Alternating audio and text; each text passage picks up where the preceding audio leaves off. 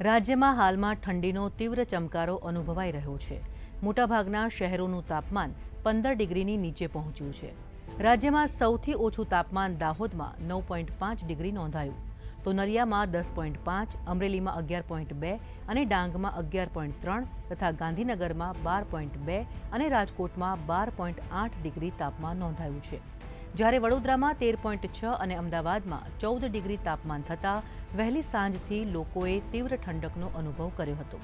હવામાન વિભાગના અમદાવાદ કેન્દ્રએ આપેલી માહિતી પ્રમાણે છેલ્લા 24 કલાકમાં સૌરાષ્ટ્ર, કચ્છ સહિત ગુજરાતમાં તથા દીવ, દમણ અને દાદરાનગર હવેલીમાં હવામાન શુષ્ક રહ્યું છે. આ સાથે આગામી 24 કલાકમાં પણ ગુજરાતનું હવામાન શુષ્ક રહેવાની આગાહી છે.